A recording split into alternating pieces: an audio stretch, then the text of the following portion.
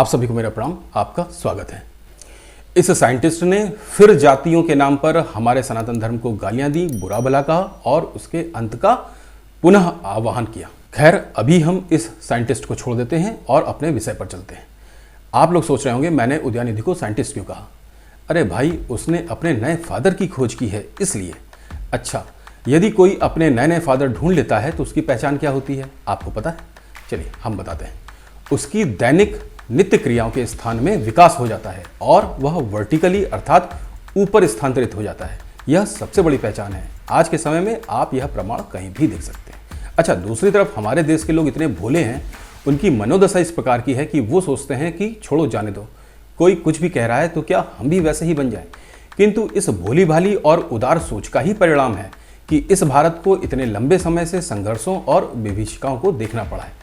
अब ऐसे समय में जब धूर्त और गद्दार सीने पर ही चढ़ने लगे, उस स्थिति में सभी लोग अधरम मधुरम नयनम मधुरम कैसे कर सकते हैं? ऐसा थोड़ी है कि मैं कोई नई बात बता रहा हूँ। इस देश ने कश्मीर नरसंहार देखा है, बंगाल और केरल में भी पिशाचों को देखा है।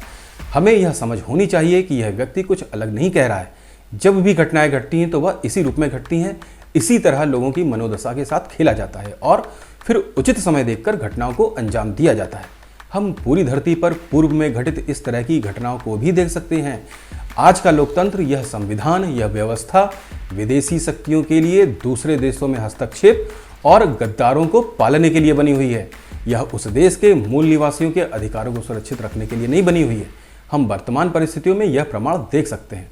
वास्तव में हम सभी को अपने अपने सामर्थ्य के अनुसार ऐसे लोगों का प्रतिकार अवश्य करना चाहिए। इस व्यवस्था के अनुसार हम इन्हें दंड नहीं दे सकते, किंतु दंड स्वरूप इनका अपमान अवश्य कर सकते हैं।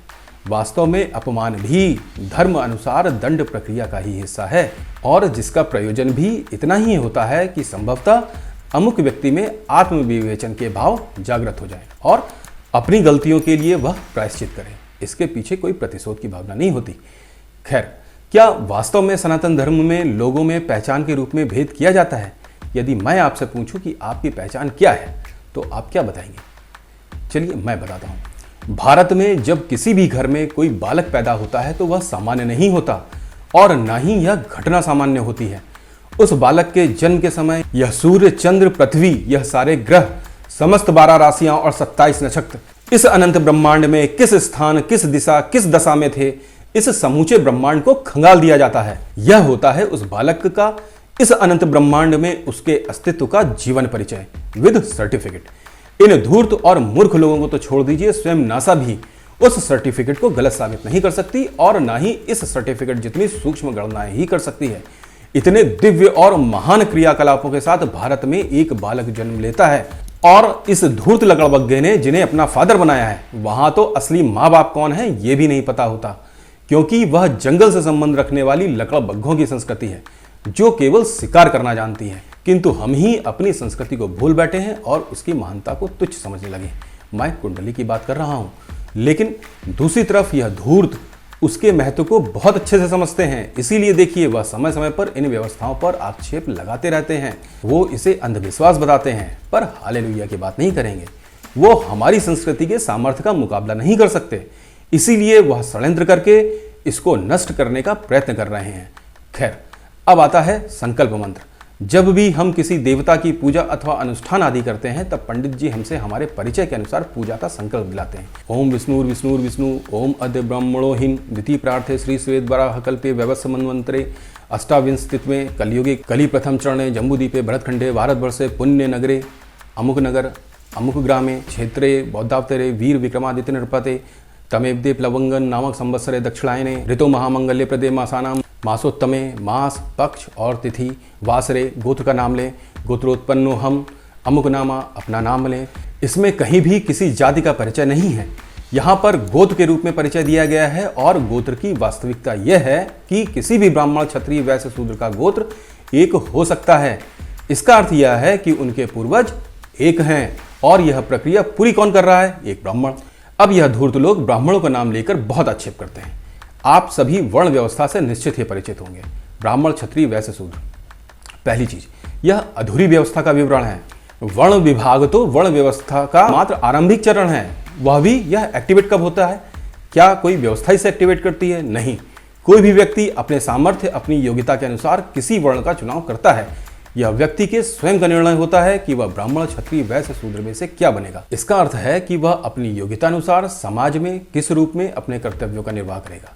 एक किसान, एक सैनिक, एक अध्यापक, इन सभी की योग्यताओं में भिन्नता है। यह एक दूसरे के कार्य नहीं कर सकते। इस प्रकार यह वर्ण व्यवस्था एक स्वस्थ समाज के निर्माण के लिए प्राकृतिक व्यवस्था है। इसे अब्राहम रिलीजन्स की तरह किसी व्यक्ति ने नहीं बनाया है। इन 4 वर्णों में से कोई भी ना तो इनमें से एक भी वर्ण हटा सकता है और ना ही जोड़ सकता है। क्यों? आप ध्यान दें, इसकी आवश्यकता ही नहीं पड़ेगी। सभी सामर्थ्य और योग्यताएं इन 4 वर्णों में समा जाती है। कोई भी अन्य योग्यता शेष नहीं रह जाती। तो इस प्रकार ब्राह्मण कौन हुआ? ब्राह्मण, क्षत्रिय, वैश्य, शूद्र, इनमें से कोई भी ब्राह्मण हो सकता है। क्षत्रिय कौन हुआ? ब्राह्मण, क्षत्रिय, वैश्य, शूद्र, इनमें से कोई भी क्षत्रिय हो सकता है। इसी प्रकार वैश्य और शूद्र भी ब्राह्मण, क्षत्रिय, वैश्य और शूद्र में से कोई भी हो सकता है। अतः यह चारों वर्ण एक ही हैं, एक ही समाज के अंग हैं और इनमें कोई भी भिन्नता नहीं है। यह सभी एक दूसरे के पूरक के रूप में विद्यमान हैं। और वास्तविक व्यवस्था तो अब इसके बाद आती है, वर्ण आश्रम के रूप में। ब्रह्मचर्य, गृहस्थ, वानप्रस्थ और संन्यास, यहाँ भी 4 वर्ण हैं।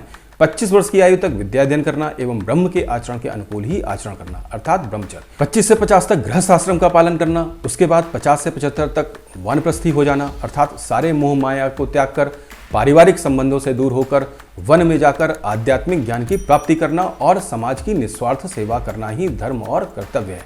और 75 वर्ष की आयु के पश्चात जीवन के अंतिम लक्ष्य अर्थात मोक्ष की प्राप्ति के लिए इस संसार का भी विचार त्याग कर मात्र ईश्वर का ही ध्यान करना, यही अंतिम कर्म है। और 4 में से 3 आश्रमों के भरण पोषण का कर्तव्य गृहस्थ आश्रम का होता है। यह दायित्व पति पत्नी को गृहस्थ के रूप में वहन करना पड़ता है।